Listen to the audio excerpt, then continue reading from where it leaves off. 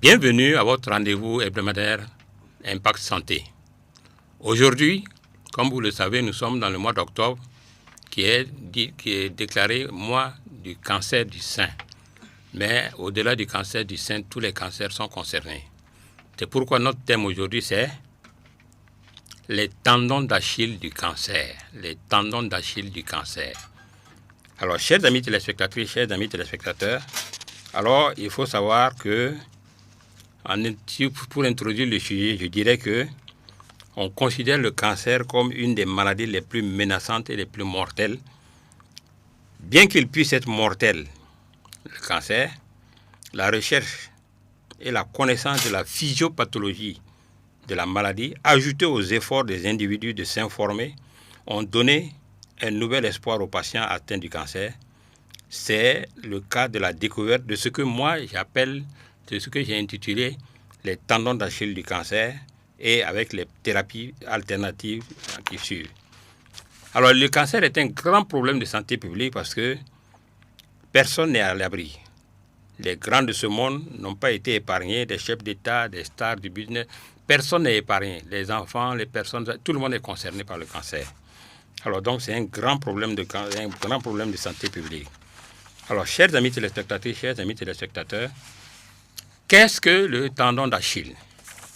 Alors chers amis téléspectatrices, chers amis téléspectateurs, on se sert de l'expression tendon d'Achille pour désigner ce qui fait la faiblesse d'une personne. Alors donc vous aurez compris que le cancer qui est redoutable et redouté a lui aussi des tendons d'Achille. Et c'est de ça que nous allons parler. Mais faisons un peu rentrons un peu dans la mythologie. Alors je vais vous lire, parce que sur le plan de la mythologie, qu'est-ce que le tendon d'Achille? Alors donc Achille est un héros de la mythologie grecque qui est devenu invulnérable après que sa mère l'eut plongé dans les eaux du Styx en le tenant par le talon. Alors comme on le tenait par le talon, donc il a été plongé dans l'eau, mais le talon n'a pas été immergé. Donc le talon, alors l'histoire raconte qu'il fut mortellement blessé à cet endroit par une flèche empoisonnée tirée de Paris. Alors donc vous voyez, donc le tendon d'Achille, le talon n'ayant pas été immergé dans l'eau, donc était vulnérable. Donc c'est par cela qu'on a pu le tuer. Alors donc le tendon d'Achille, comme je le disais, c'est pour désigner ce qui fait la faiblesse d'une personne. Alors, ainsi dit, le cancer qui est redoutable et redouté a lui aussi des tendons d'Achille.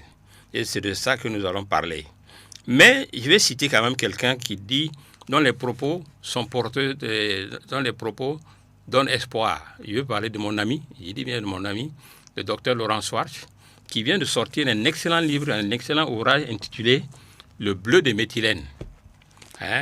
Alors ce bleu de méthylène-là, dans les années à venir en cancérologie, il va falloir compter avec ce fameux bleu de méthylène parce que le bleu de méthylène va aider énormément en cancérologie pour le traitement des malades. Alors, chers amis, il a dit ceci, et je pense que ça mérite d'être lu.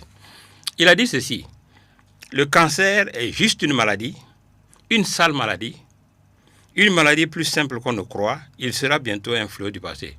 Quelle parole d'espoir. Alors, chers amis téléspectatrices, chers amis téléspectateurs, alors, nous allons parler, après d'avoir défini ce que c'est que le tendon d'Achille, c'est le point faible.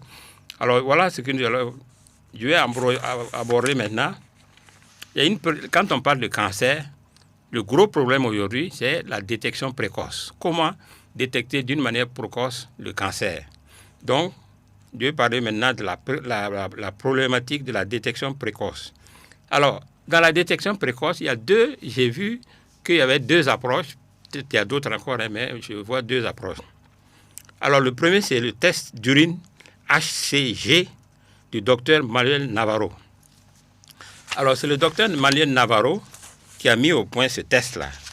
En fait, c'est un test d'urine qu'on fait couramment. C'est le genre de test qu'on fait pour détecter les grossesses.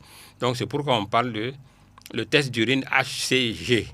Donc, Manuel Navarro, qui a développé ce test-là à la fin des années 50, c'est un cancérologue très connu.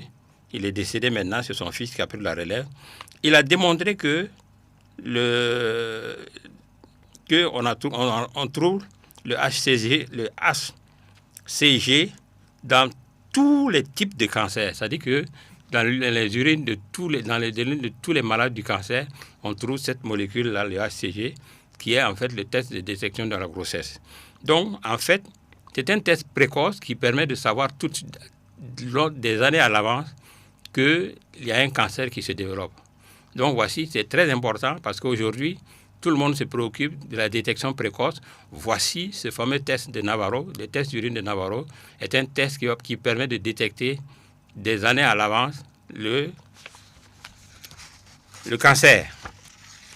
Alors, il y a le deuxième test, la problématique de la détection précoce. Il y a le test de la nagalase. Alors, le test de la nagalase est un test qui présente un grand intérêt parce que, tout simplement, dès que la première cellule devient cancéreuse, elle commence à libérer la nagalase. Elle libère la nagalase. Ce qui veut dire que c'est un test sanguin. Ça veut dire que si on fait le test sanguin et qu'on trouve dans le sang de la nagalase, on peut dire avec certitude qu'il y a un cancer qui a commencé. Puisque dès que la première cellule devient cancéreuse, elle va commencer à libérer la nagalase. Donc le test de la nagalase est un excellent test d'abord pour déterminer, pour savoir qu'il y a un cancer. Mais ensuite, je pense que, à mon avis, au regard de l'importance et de l'intérêt du test de la nagalase, en principe, après un traitement, que ce soit en chimio, en radiothérapie, les praticiens devraient faire ce test-là pour savoir est-ce que le traitement a marché ou pas. Parce que si le traitement a marché, il faut que au fur et à mesure que le taux de nagalase baisse, ça veut dire que le traitement est en train de faire ses effets et qu'on est en train d'aller vers la fin de la maladie. Donc, le test de la nagalase, c'est un excellent test. Alors, je vais revenir sur le test, la problématique de ce test-là pour vous expliquer pourquoi, dès que la première cellule devient cancéreuse, elle commence à libérer la nagalase. Parce que la nagalase, là, c'est pour en réalité désactiver le système immunitaire. Vous voyez? Donc, je vais revenir dessus tout à l'heure. Alors, chers amis téléspectateurs, alors maintenant, parlons des tendons d'Achille. Parce que le tendon d'Achille, c'est là où on peut frapper et faire mal. Alors maintenant, il faut savoir que l'effet barbure doit son nom à un docteur allemand, le docteur Otto Warburg. C'est lui qui est le premier à démontrer que, en fait, d'abord le cancer est une maladie métabolique, ça c'est et que ce métabolisme-là vient du fait que la respiration, ce qu'il a qualifié lui-même de respiration cellulaire, est perturbée. Donc la cellule cancéreuse, sa caractéristique, c'est que elle est anaérobique. Elle va produire son énergie par la fermentation du glucose. Alors qu'une cellule normale produit son énergie par l'utilisation concomitante du glucose et de l'oxygène, et c'est ça qui donne l'énergie qui est sous la forme d'ATP. Alors maintenant, on s'est rendu compte, il a démontré qu'en réalité, la cellule cancéreuse, elle va produire son énergie par la fermentation du glucose, et c'est la glycolyse, en fait, comme on l'appelle. Donc, voilà. Alors, on a démontré, et vous voyez sur ce tableau actuellement, ce tableau qu'on appelle le tableau de Jim Sheridan, ce tableau que vous voyez maintenant, le tableau de Jim Sheridan, démontre comment on peut fabriquer, si je peux m'exprimer ici, on peut fabriquer une cellule cancéreuse. Vous voyez en haut, en haut, donc c'est la production d'énergie cellulaire par le métabolisme de l'oxygène et du glucose.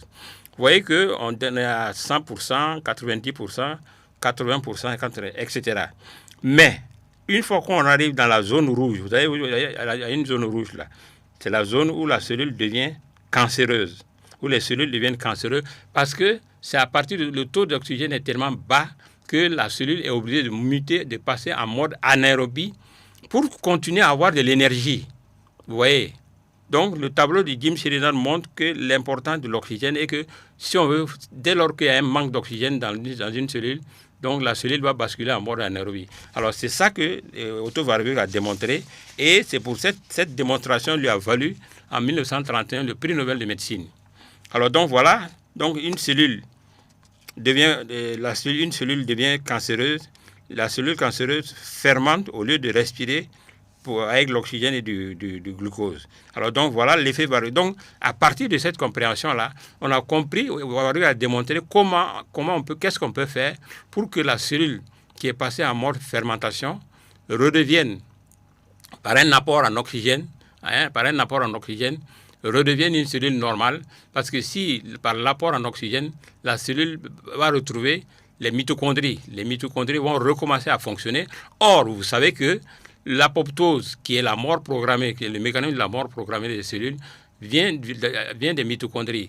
Alors que dans la cellule cancéreuse, la mitochondrie ne fonctionne plus.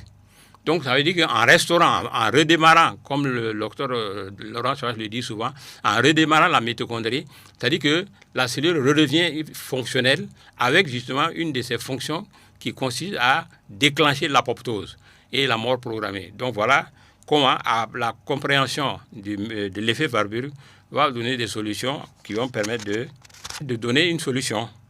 Alors ensuite, maintenant, vous avez ce que j'appelle le couple GCMAF nagalase.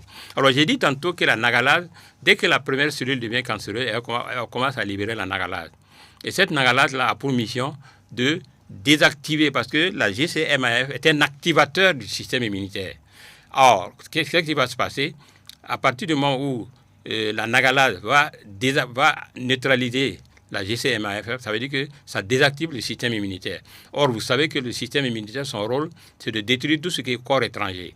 Or, la cellule cancéreuse, du fait du dysfonctionnement mitochondrial, devrait être perçue comme une cellule anormale et être détruite. Mais maintenant, le couple GCMAF, la GCMAF, c'est parce que, comme dit quelqu'un, le cancer se développe en prenant à défaut notre système immunitaire chargé de le défendre contre ses agressions. Alors donc, à partir du moment où c'est l'activateur du système immunitaire qui va être neutralisé, donc ça veut dire que le système immunitaire ne bouge plus. Et c'est la nagalase qui va jouer ce rôle-là. Et c'est pourquoi le docteur David Kayat a dit que la cellule cancéreuse est d'une intelligence diabolique, parce qu'elle crache un somnifère qui endort notre système immunitaire et elle se développe tranquillement.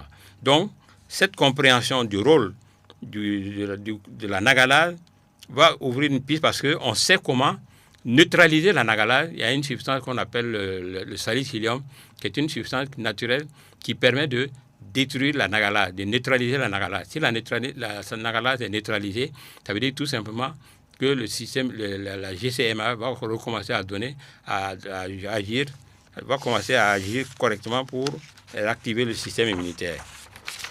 Ensuite, alors donc, après, il y a la réaction de Fenton.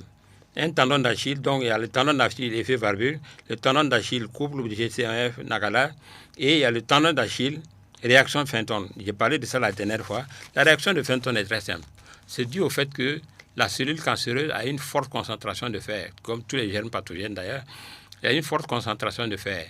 Alors le problème qui va se poser, c'est que à cause de la concentration de fer, et à cause du fait que la cellule cancéreuse a un gros besoin en glucose du fait de la fermentation, parce que le rendement énergétique de la fermentation est très faible par rapport au rendement énergétique de la phosphorylation. C'est-à-dire que l'utilisation du glucose et de l'oxygène, le rendement énergétique, l'ATP est très fort. Alors donc, la fermentation étant un rendement très faible, à cause de ces besoins énergétiques élevés, qu'est-ce qui va se passer? La cellule cancéreuse va avoir de gros besoins en glucose. Maintenant, dans la réaction de Fenton, c'est la vitamine C qui va intervenir. Alors la vitamine C intervient comment? Parce que, compte tenu de la similitude des structures moléculaires du glucose et de la vitamine C, donc ça veut dire que la vitamine C, une fois dans le sang, va rentrer facilement dans la cellule cancéreuse. Et cette vitamine C, une fois qu'elle rentre dans la cellule cancéreuse, au contact du fer, va déclencher une réaction qu'on appelle la réaction, qui est bien connue des biochimistes, va déclencher ce qu'on appelle la réaction de Fenton. Et cette réaction de Fenton va libérer du peroxyde d'hydrogène. Et au fur et à mesure que le taux de peroxyde d'hydrogène monte, qu'est-ce qui va se passer?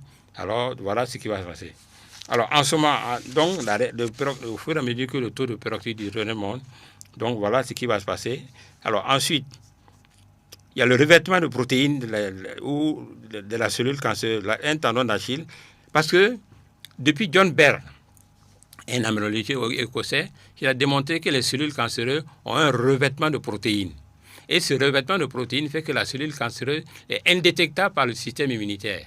Donc, on a compris qu'il suffisait aussi de dépouiller, parce que la réaction il suffit de dépouiller ce revêtement de protéines pour détruire la cellule cancéreuse. Et on utilise pour cela des enzymes qu'on appelle protéolytiques, la sérapeptase, le bromelaine et autres là.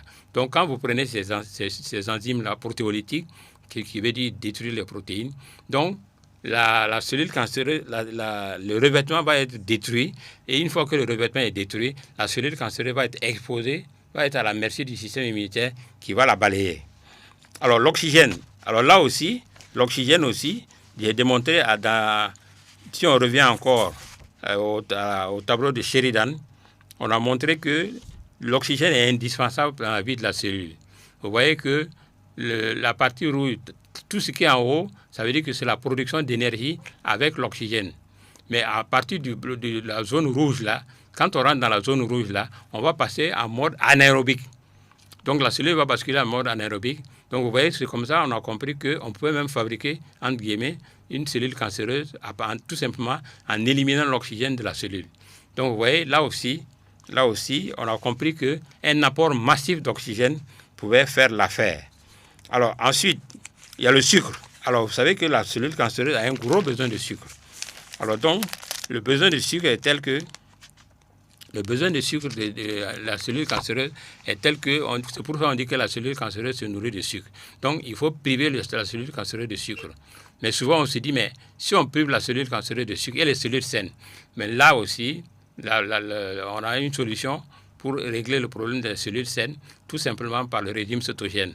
Parce que la cellule cancéreuse, elle produit son énergie uniquement avec du glucose. Alors que la cellule saine, à défaut de glucose, va produire son énergie par les corps cétoniques. Les corps cétoniques, on obtient des corps cétoniques tout simplement en prenant de l'huile de coco, l'huile de coco par exemple. Donc le foie va convertir l'huile de coco par exemple en corps cétonique, et les cellules saines, en l'absence de glucose, vont fonctionner au corps cétonique et le problème est réglé. Alors, chers amis téléspectateurs, si on continue toujours après le sucre, alors la dernière fois quand j'ai parlé de la vitamine C, la vitamine C, il y a des avantages manifestes. Je vais vous les donner rapidement. 1.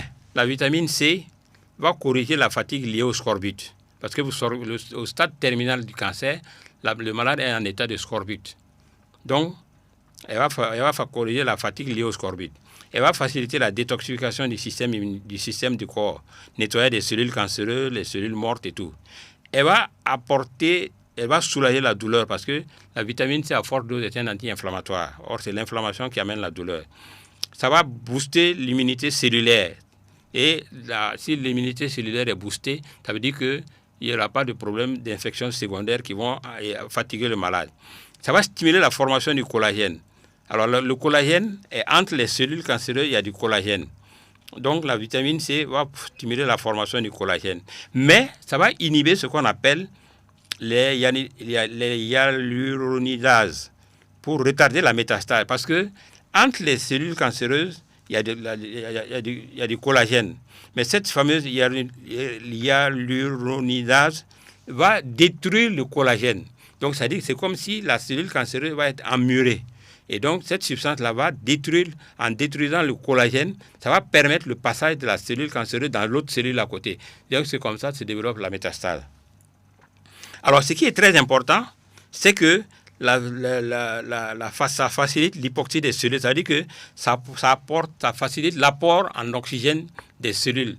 Vous voyez, donc on peut apporter l'oxygène à la cellule cancéreuse. Pour remettre les mitochondries en route. Ensuite, ça améliore en relançant le fonctionnement des mitochondries, on améliore l'apoptose, qui est la mort cellulaire. Ensuite, alors je disais tantôt que la vitamine C va renforcer l'action des traitements conventionnels que sont la chimio, la radiothérapie. Ça va les donner, ça va les booster, ça booste leur effet. Donc ça veut dire que la vitamine C peut venir en complément des traitements conventionnels que sont la chimiothérapie, la radiothérapie. Donc il n'y a pas d'incompatibilité. Alors, ensuite, maintenant, ça potentialise.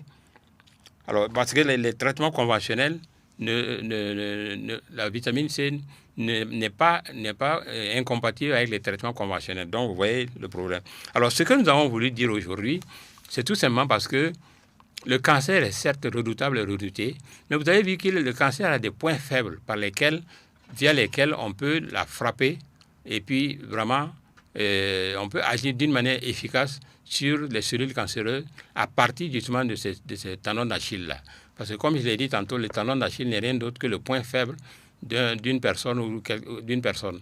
Alors le cancer redoutable et redouté a aussi des tendons d'Achille via lesquels on peut en tout cas bien agir efficacement en matière de traitement. Alors, chers amis téléspectatrices, chers amis téléspectateurs, si vous voulez en savoir davantage sur les tendons d'Achille, qui sont en fait les possibilités qu'offre, parce que la médecine alternative s'appuie beaucoup sur ce qu'on appelle les tendons d'Achille. La cellule cancéreuse, elle n'aime pas l'oxygène, on lui apporte l'oxygène. La cellule cancéreuse, la nagalase, elle désactive le système immunitaire par la nagalase. On neutralise la nagalase et on booste le système immunitaire. Donc la réaction de Fenton, l'enzymothérapie, parce que la cellule cancéreuse a un revêtement de protéines. Il suffit simplement de prendre des enzymes protéotiques et d'enlever tout simplement, de dépouiller la protéine pour la mettre à nu. Vous voyez, il ne dirait pas que c'est très facile, mais c'est faisable. Alors donc, le sucre. Vous savez, le gros problème du sucre, c'est que dans la fermentation, la cellule cancéreuse va libérer de l'acide lactique. Ce qui se passe, c'est que cet acide lactique-là va être recyclé par le foie en glucose. Donc, la cellule cancéreuse a trouvé le moyen de ne pas manquer de glucose pour son développement, puisqu'elle a besoin d'énergie pour se développer. Elle n'a pas besoin d'un apport. Donc, elle va recycler le glucose, l'acide lactique en glucose et le cycle continue. Et là aussi, il y a un médecin américain, là, Dr. Bond, qui a trouvé le moyen avec le sulfate d'hydrazine qui va bloquer ce cycle-là de recyclage. Le cycle de recyclage de l'acide lactique en glucose, le sulfate d'hydrazine va bloquer ce système. Donc vous voyez que la médecine alternative, la compréhension de la physiopathologie du cancer offre la médecine alternative à trouver des approches pour pouvoir cerner la question et puis pour pouvoir bien contrôler le système et mettre hors d'état de nuire la cellule cancéreuse. Alors, chers amis téléspectatrices, chers amis téléspectateurs, si vous voulez en savoir davantage sur chacun de ces tendons d'Achille, j'ai parlé de l'effet barbure, du couple GCAMF, de la réaction de Fenton, du revêtement de protéines, de l'oxygène parce que l'utilisation de l'oxygène, on appelle ça l'oxygénothérapie, l'utilisation des enzymes, les enzymes, on appelle ça l'enzymothérapie. Alors donc, tout ça, c'est des approches qui vont permettre effectivement de lutter efficacement contre le cancer en appui aux méthodes conventionnelles. Donc, ça veut dire que les méthodes conventionnelles, la médecine alternative vient en renfort de l'approche conventionnelle pour une meilleure sortie de crise, si je peux m'exprimer ainsi. Alors, chers amis téléspectateurs, chères amies téléspectatrices, si vous voulez en savoir davantage sur les tendons d'Achille, qui sont les points faibles du cancer, alors vous pouvez nous contacter au numéro qui s'affiche. Nous allons donner des compléments d'information. J'ouvre une parenthèse pour dire que le docteur Laurent Soage, qui a parlé le bleu de méthylène, le bleu de méthylène était une excellente approche pour le traitement des cancers. Il a écrit un livre intitulé « Les clés du cancer » où il a expliqué justement comment on utilise le bleu de méthylène pour le traitement des cancers. Ceux qui sont intéressés par ce livre, Les clés du cancer, peuvent me contacter. Je pourrai vous envoyer la version électronique. Alors, chers amis téléspectatrices, chers amis téléspectateurs, nous donnons rendez-vous la semaine prochaine pour un prochain numéro. Notre œuvre est pour le roi de gloire.